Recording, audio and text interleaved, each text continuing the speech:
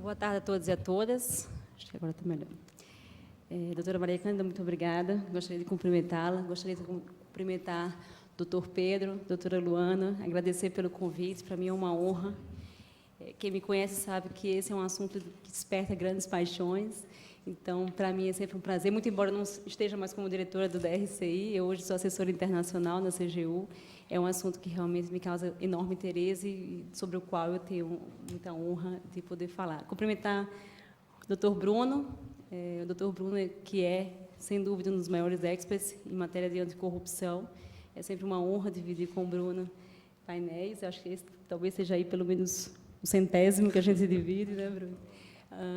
É, além de tudo, um grande amigo. Bom, eu não tenho uma pretensão de me estender por muito tempo. Eu sei que está todo mundo bastante cansado. Eu sei que já houve algumas desistências. Então, a minha ideia é que realmente minha fala seja uma fala muito breve e, acima de tudo, uma fala bastante informal. A minha ideia é muito mais que adotar um tom professoral ou falar aqui de conceitos, ter mesmo uma conversa com vocês sobre alguns assuntos de cooperação jurídica e recuperação de ativos. Eu espero poder ser um pouco provocativa e contar com a participação de vocês. Podem me interromper se houver alguma dúvida, alguma consideração. Eu vou estar mais que feliz em responder essas perguntas ao longo da minha fala. Também estou assumindo que já existe aqui um certo nível de familiaridade com o tema, então não vou aqui também perder muito tempo explicando o que é cooperação jurídica, porque entendo que a grande maioria aqui já tenha um conhecimento um tanto quanto aprofundado dos conceitos de cooperação jurídica. Então, daqui para frente, quando eu estiver falando de cooperação jurídica para fins de recuperação de ativos, eu estou, em linhas gerais, falando aí de formas de buscar provas e medidas no exterior que deem subsídios aos nossos procedimentos nacionais. Tudo isso com o fim principal de recuperar os ativos que são ilicitamente obtidos no Brasil e depositados aí no exterior. Então, em linhas gerais, é sobre isso que eu falo quando eu falo em cooperação jurídica. Se vocês me permitem, também eu gostaria de falar um pouco da minha trajetória. Ao longo da minha fala, eu vou falar um pouco da minha própria experiência. Eu não quero ser panfletária, não estou fazendo propaganda de mim mesma, tá? Eu estou empregada, graças a Deus. É só para justificar um pouco das minhas conclusões, das conclusões a que eu já me permito chegar depois de 15 anos trabalhando com esse tema, e também para que vocês entendam a posição de onde eu falo. Eu acho que é muito honesto, é muito importante que vocês entendam qual que é o fundo, na verdade, das minhas conclusões e por quem estou aqui falando, né? A minha relação com o tema da cooperação jurídica ela é bastante antiga, tá? E eu não quero, com isso, revelar a minha idade, mas ela remonta a 2004. Na época, eu trabalhava no Departamento de Cooperação Legal da Organização dos Estados Americanos. Como o Bruno falou, a Convenção Interamericana contra a Corrupção é o primeiro instrumento multilateral de combate à corrupção. Entendendo a importância disso, a OEA criou um departamento para monitorar a implementação dessa convenção pelos Estados-partes, e eu fui convidada, muito honrosamente, para trabalhar nesse departamento lá em 2004. E tive a felicidade ou infelicidade de ser designada para fazer a primeira avaliação do Brasil quanto à implementação dessa convenção. Muito possivelmente porque eu era a única ali que falava português. Mas acho que pude aproveitar essa oportunidade. Desde muito cedo, a cooperação jurídica surgiu como um pilar importante na luta contra a corrupção, e a Convenção Interamericana já deixou isso muito claro, né? E a posição do Brasil diante desse fato realmente sempre foi muito responsiva. Por que eu estou falando isso? A Convenção Interamericana, por ser a primeira, naturalmente, ela trazia uma série de aspectos inovadores. Aliás, diga-se de passagem, alguns aspectos que são inovadores até hoje. Alguns aspectos que o Brasil mesmo ainda digere até hoje, né? Conceitos como, por exemplo, responsabilização do setor privado, participação da sociedade civil, governo aberto, conflito de interesse, tudo isso foi lançado internacionalmente pela Convenção Interamericana de Direitos Humanos e, claro, demandou aí dos Estados uma certa energia para digerir, né? Como eu falei, alguns Estados, inclusive, ainda hoje digerem alguns desses conceitos que ainda hoje podem ser considerados inovadores. Mas cooperação jurídica, assim, certamente, foi um tema que o Brasil elegeu como um tema de destaque. Então, ali, como avaliadora do Brasil, já ficou muito claro para mim, para todo mundo da equipe ali da OEA, que o Brasil era muito responsivo em termos de cooperação jurídica. Então, desde ali, o Brasil já começava a se firmar como um país extremamente cooperativo. Ao longo dos anos, essa identidade ela só se fortaleceu. E aí lanço aqui para vocês a primeira conclusão, né? O Brasil é, sim, visto até hoje nos foros internacionais e mesmo em relações bilaterais como um país extremamente cooperativo em termos de cooperação jurídica.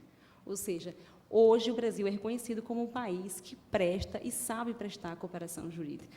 Isso é muito importante que se diga, que se destaque. Por quê? Porque isso foi naturalmente potencializado com a Lava Jato.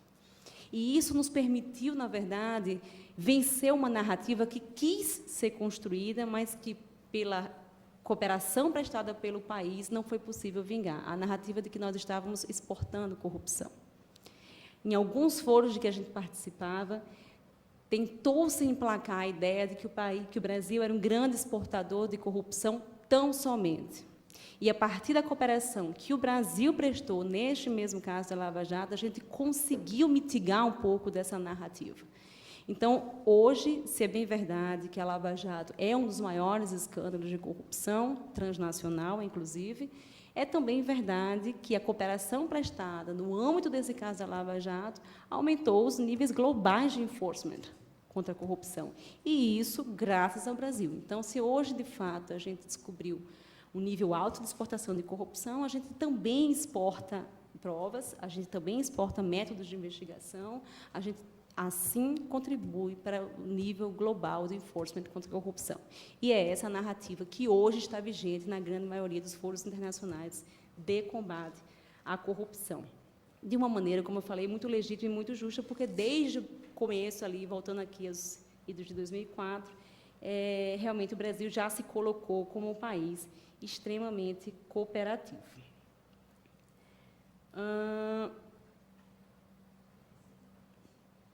Pois bem, tendo falado um pouco dessa minha experiência ali em 2004, na primeira avaliação do Brasil para um instrumento internacional de combate à corrupção, eu vou voltar também um pouco à minha trajetória. Voltei em 2005 para o Brasil e fui convidada para participar da equipe que fundou o DRCI, Departamento de Cooperação Jurídica Internacional. Havia ali, claramente, uma demanda global por cooperação jurídica muito bem estabelecida. E o DRCI, a fundação do DRCI naquela época aqui no Brasil, respondia a essa demanda. Existia um reconhecimento já muito consolidado de que, isoladamente, nenhum país consegue combater corrupção, que é necessário cooperar, que é necessário se coordenar. E daí a necessidade de se ter uma unidade especializada nessa cooperação, entendendo que a cooperação não acontece de uma maneira natural, de uma maneira fluida, entendendo que cada jurisdição tem as suas próprias peculiaridades e entendendo que é necessário um certo nivelamento de informações, criou-se uma unidade especializada em administrar a cooperação recebida e prestada pelos países, a tal da figura Autoridade Central para a Cooperação Jurídica Internacional, que no Brasil ainda hoje é majoritariamente exercida pelo DRCI, o Departamento de Cooperação Jurídica, que fica ali no Ministério da Justiça. É claro que esse é hoje ainda um tema extremamente delicado, né? Existem várias autoridades que, com muita propriedade, advogam pela cooperação direta, ou seja, aquela cooperação que não passa pela figura de uma autoridade central. E aqui eu vou trazer algumas outras sugestões ou conclusões, né? Se vocês me perguntarem, a figura da autoridade central hoje, ela é útil, ela é relevante? Eu diria que hoje, sim. E aí eu trago um dado para vocês. A autoridade central ela não está responsável tão somente por funções cartoriais. Ela não só recebe e envia pedidos de cooperação jurídica. Ela é, de fato, responsável pela administração da cooperação prestada e recebida pelo país. E isso envolve uma série de ações, tanto interna quanto internacionalmente. Interna, eu dou aqui para vocês um exemplo. Ela capacita as autoridades nacionais em matéria de cooperação jurídica, ela promove políticas públicas para fortalecimento do tema, com base nos dados que somente ela tem, ela coleta, por estar nessa posição central. Ela promove melhorias legislativas. Internacionalmente, ela viabiliza essa ponte entre as nossas autoridades nacionais e internacionais. Ela participa de uma governança global do tema também. Então, certamente, a autoridade central, o papel da autoridade central, ele vai além de uma função cartorial. Então, por isso, ainda é muito relevante, especialmente se a gente considerar que a gente tem um rol aqui no Brasil extremamente eclético de autoridades que podem e querem fazer pedidos de cooperação jurídica internacional. Então, a gente não está falando aqui somente de um grupo do Ministério Público Federal, de um grupo da Justiça Federal, a gente está falando de um país gigantesco. A gente está falando de um país que tem Justiça Estadual, que tem Polícia Civil, que tem a Autoridade da Receita, e é muito audacioso pensar que todas essas autoridades, que sim necessitam de cooperação jurídica, já alcançam um nível de entendimento com relação aos institutos da cooperação jurídica capaz de dispensar a necessidade da autoridade central. Então, se você me perguntar, Camila, hoje a autoridade central é ainda uma figura relevante? Sim, ela é. Mas, se você me perguntar, você acha que vai ser sempre assim? Eu acho que não. Eu acho que não, inclusive, em alguns blocos, como o Bloco Europeu, a gente já percebe que existe um nível de cooperação direta entre os países que dispensam realmente a atuação da autoridade central. E eu acho que esse é o final esperado e desejado mesmo em âmbito global. Eu acho que vai chegar um ponto em que tanto o nivelamento de conhecimento interno quanto o internacional ele vai nos permitir dispensar a figura da autoridade central, mas, na minha opinião, ainda não estamos nesse ponto. Tá?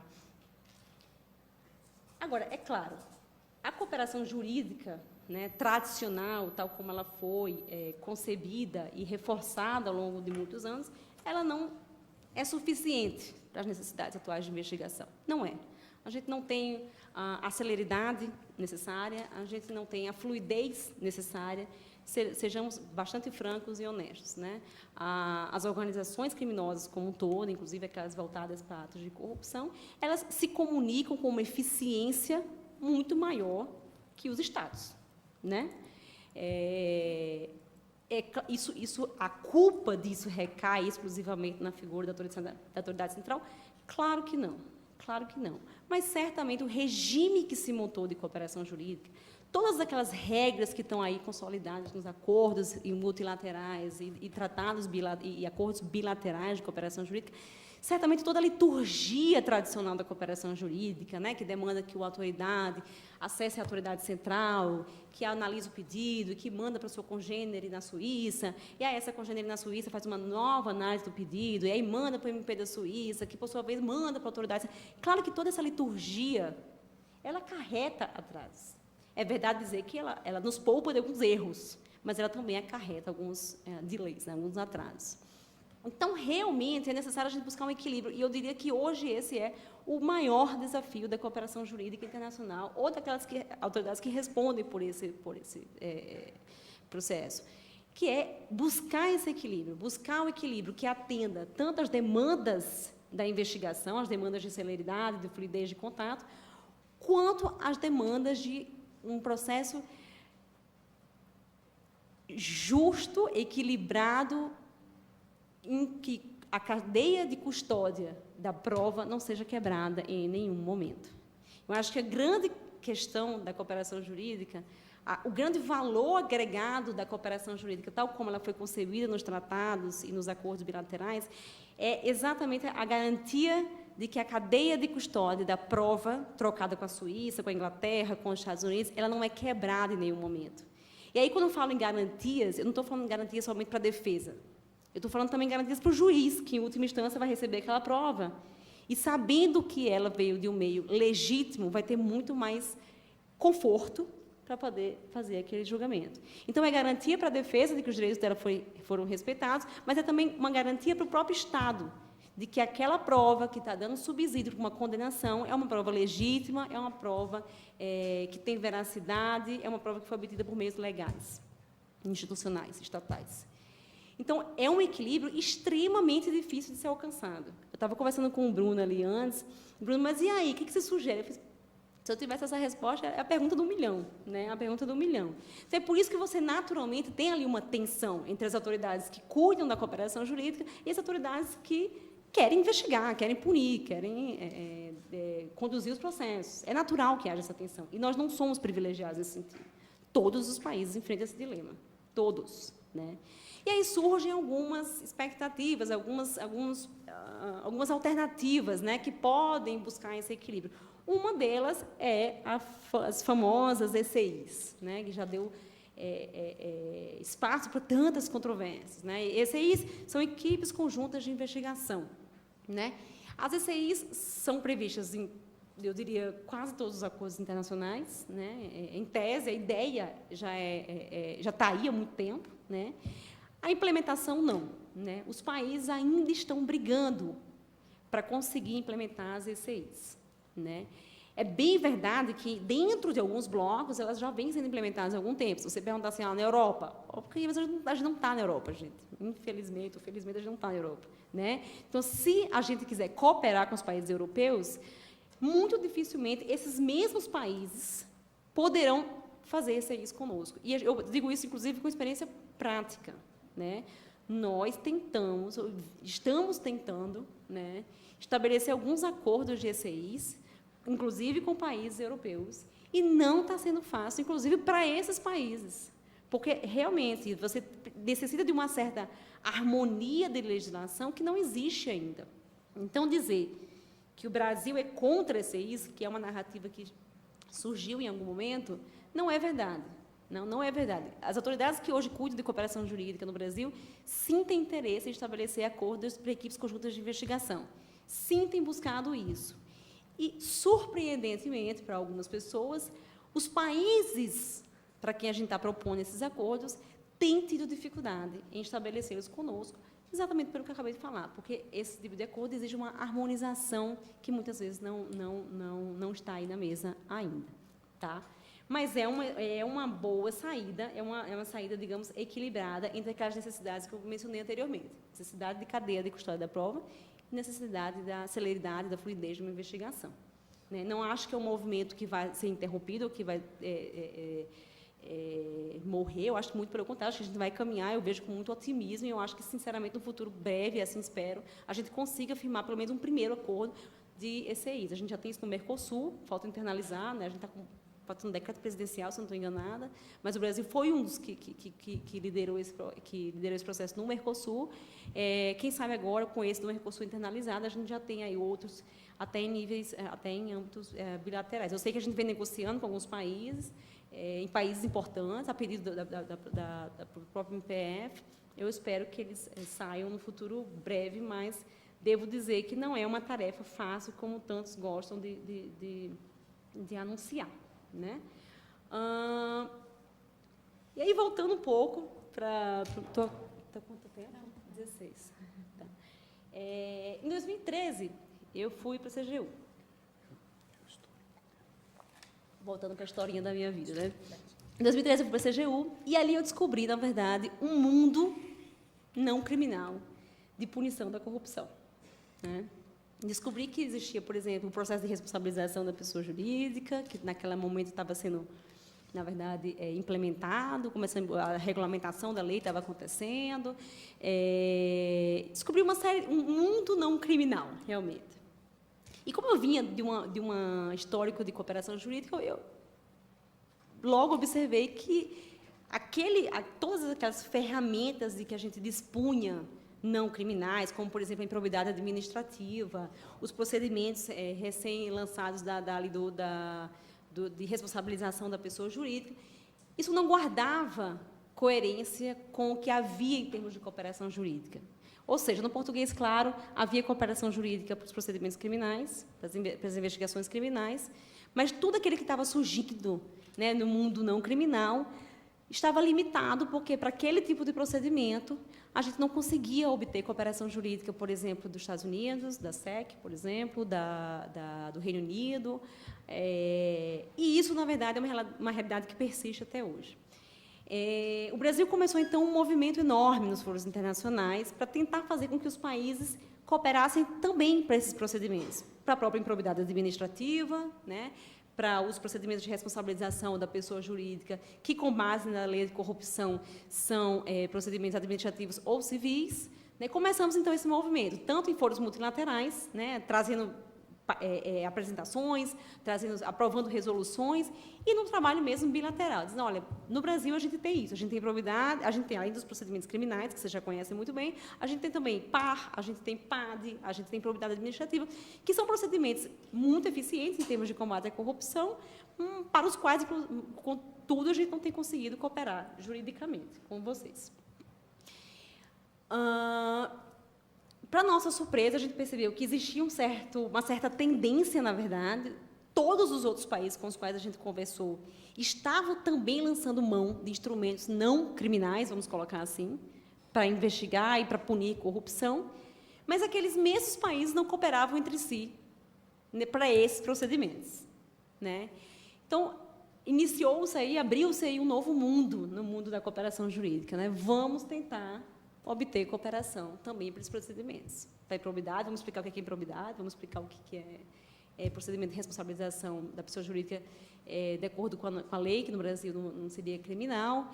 E esse, na verdade, é um desafio que a gente até hoje enfrenta aí, diariamente, porque, como eu falei, muito embora outros países também lançaram mão desse tipo de procedimento, a cooperação, os canais de cooperação não estão tão bem estabelecidos como já existem para a cooperação jurídica em matéria criminal. Bom, e aí, enfim, recentemente eu estive de volta no DRCI, fui chamada para ser diretora do DRCI, e o que me surpreendeu é que, na verdade, a gente teve somado aos desafios antigos alguns novos. A gente não teve, assim, no cômputo geral, os desafios antigos resolvidos. Né? Os desafios antigos, na verdade, é aquele que eu já mencionei. Assim, tem como pano de fundo a questão do equilíbrio. Né? Celeridade de um lado, garantia de outro. Né? Fluidez de um lado e veracidade da prova garantida de outro. E aí, tendo isso como pano de fundo, a gente começa a perceber que alguns pequenos problemas seguem acontecendo e nos levam a buscar outras ferramentas, né? Fora daquela coisa tradicional de cooperação jurídica que possam promover a recuperação de ativos. Então, falando agora mais especificamente de recuperação de ativos, eu posso falar muito francamente com vocês. O Brasil não recupera ativos. Assim, acho que eu sei que é tanto quanto pessimista o cenário, mas eu tenho tranquilidade em dizer que hoje o Brasil tem uma enorme dificuldade em recuperar ativos que são ilicitamente obtidos e encaminhados para o exterior. Quais são os motivos? Inúmeros. Isso através do processo de cooperação jurídica, né? Aquele tradicional, aquele em que a autoridade solicita a localização do bem lá fora, num primeiro momento, depois solicita o bloqueio e depois solicita a repatriação. A nossa capacidade de implementar essas três medidas nos países lá fora, ela é diminuída a cada uma delas. Então, num primeiro momento, é relativamente fácil a gente localizar um bem. Isso tudo, estou falando de cooperação jurídica, tá? Existem vários outros meios, mas, assim, cooperação jurídica. É relativamente fácil você localizar um bem lá fora, você quebrar um sigilo bancário, dependendo do país, por exemplo, Estados Unidos. Você consegue, com uma certa facilidade, quebrar um sigilo bancário nos Estados Unidos. Suíça é um pouco mais difícil. Mas, em geral, você localizar um bem, um ativo no exterior, não é uma tarefa assim, difícil, enormemente difícil ou impossível. E aí, então, vamos partir para o segundo momento. Bloqueio daquele bem já é algo bastante difícil. Já é algo muito difícil. Né? O corpo probatório que é exigido para esse tipo de medida, em regra, claro, estou falando aqui como uma regra geral, é muito alto. Às vezes, muitas vezes mais alto do que as nossas autoridades dispõem. Né? Repatriar esses bens ativos, esses ativos, hoje eu diria que é mais impossível que possível.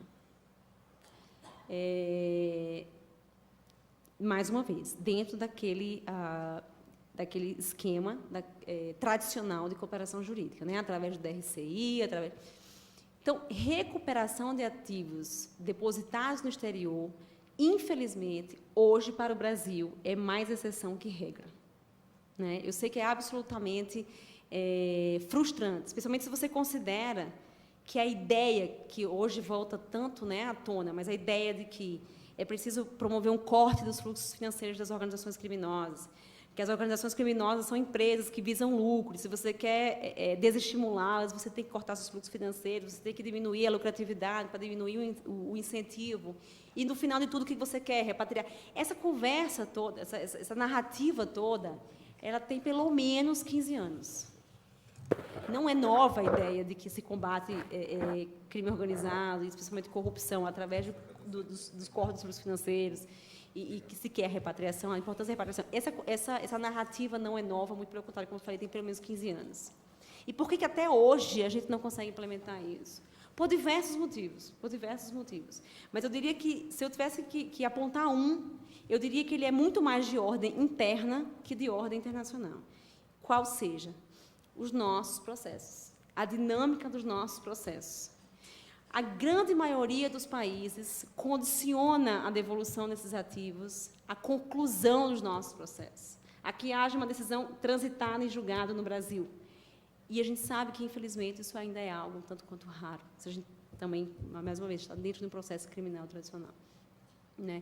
Então, qual que é o cenário hoje? Se a gente for seguir o caminho padrão, tanto de cooperação jurídica quanto de conclusão de casos internos, é muito difícil a gente conseguir repatriação de ativos.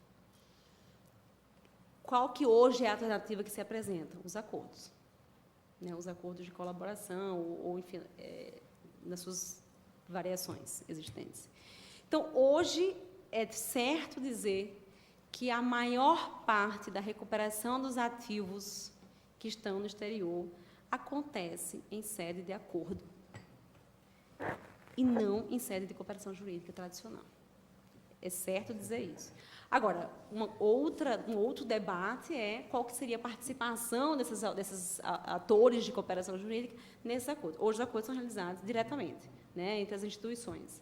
Não é, digamos assim, um ato propriamente, como eu posso dizer, estatal, claro que é estatal, porque vem de uma instituição legítima, mas não o acordo ele hoje é interinstitucional, né, vamos colocar assim, né? E aí a gente precisa entender se a gente quer que isso tenha alguma interseção ali com cooperação jurídica, tal como a gente concebeu ela originalmente, ou se não, ou se vamos deixar a cooperação jurídica fora disso mesmo, né? Não vamos colocar a autoridade central no meio disso aí. Mas o fato é que a cooperação jurídica tradicionalmente concebida não está sendo suficiente para a recuperação de ativos. Os acordos têm se mostrado como uma alternativa eficiente na recuperação de ativos. Esse é um debate global, né, global. Inclusive, a posição do Brasil nesse debate mudou ao longo do tempo. Eu lembro que lá em 2015 teve a Conferência dos Estados-Partes da Convenção da ONU contra a Corrupção. Né, e aí a gente tinha 2 blocos falando sobre esse tema. Um bloco liderado pelos Estados Unidos, que dizia o seguinte: eu só vou repatriar para um bloco, depois eu conto o final da história, mas um bloco liderado pelos Estados Unidos e um bloco liderado pela Nigéria. O que a Nigéria reclamava? Os Estados Unidos têm uma jurisdição quase que universal, eles investigam casos em que nós somos o Estado vítima, eles negociam com as empresas, negociam multas para essas empresas, as empresas pagam multas para a SEC, para o DOJ, e nós, Estado vítima, não recebemos nenhuma parcela desse valor. Não recebemos nosso pedaço da torta. Né? Estados Unidos, por sua vez, dizem assim: eu não vou repatriar o valor para a Nigéria, porque, na verdade, se eu devolver esse dinheiro para a Nigéria, eu vou estar, na verdade, devolvendo o dinheiro para quem, na verdade, o desviou. Então, esse era o cenário em 2015, tá? E aí eu pergunto para vocês, em 2015, qual que vocês acham que era a posição do Brasil? Em que bloco vocês acham que o Brasil estava, de qual bloco o Brasil participava? Alguém chuta? Qual? Nigéria. Nigéria. Esse era o posicionamento defendido e sustentado pelo Itamaraty. É claro que, naquela época, a gente já tem algumas vozes contrárias a isso, mas era o pensamento, digamos, era a corrente dominante aqui no Brasil, a de que a gente tinha que se aliar ao grupo da Nigéria. Passados os tempos, nós começamos a fazer acordos também, e isso foi mudando a nossa posição. né? Primeiro porque nós não somos, nós não estamos no mesmo nível institucional, de amadurecimento institucional que a Nigéria. Obviamente, desculpa se tem algum nigeriano me assistindo, mas assim não é fato, né? A gente não está nesse mesmo nível de amadurecimento institucional mesmo, né? As nossas instituições têm funcionado nesse tema há um tempo já. Então isso em si já nos afastaria desse grupo nigeriano, né? Por outro lado, nós somos, nós éramos e somos ainda Estado vítima também, em alguma medida, né? Vida e caso Lava Jato. Mas a gente também começa a fazer acordo. Então, a gente tem que estar... nossa posição ela foi tendendo ao centro. Porque, se é verdade que a gente segue como Estado vítima, se a gente considerar as empresas, né? A gente também começou a fazer acordo. Então, se a gente advoga pela teoria de que os Estados Unidos tinham que chamar o Brasil quando estava investigando o caso da Petrobras, os Estados Unidos tinham que chamar a Nigéria quando a gente também está dizendo que quando a gente começar a fazer acordo com empresas ou em casos que envolvam outras jurisdições, a gente vai ter que chamar essas jurisdições. Então, hoje, a nossa posição é uma posição aí que ainda está sendo firmada, mas que se aproxima hoje muito mais dos Estados Unidos que propriamente da Nigéria, né? Só para mencionar um último desafio, eu vou até fechar, porque, na verdade, tem vários, mas eu queria mencionar com relação à defesa, né? Não dá mais para ignorar as reivindicações da defesa pela cooperação jurídica, né? Hoje, a cooperação jurídica, especialmente no âmbito dos processos criminais, é um instrumento de que só pode valer as autoridades de Estado, né, como chama. Hoje, isso como regra, tá? Hoje, se, por exemplo, a defesa quer dispor de uma prova que não está localizada aqui no Brasil, ela vai ter que contratar um advogado lá fora para que o advogado busque essa prova, né? E isso tem, sim, abalado, de certa forma, pelo menos em discurso, a legitimidade do Instituto da Cooperação Jurídica, pela natural questão da paridade de armas. Então, hoje, você já tem uma corrente, tanto quanto consolidada, reivindicando a possibilidade de uso desses instrumentos que hoje são estatais, também pela defesa. O que o DRCI tem feito como autoridade central? Tem recebido esses pedidos que vêm da defesa, tem encaminhado para os países, mas os países requeridos têm dito que não vão trabalhar pela defesa. Que aqueles acordos, que aquele arranjo institucional foi concebido para servir tão somente às instituições de Estado e não à defesa.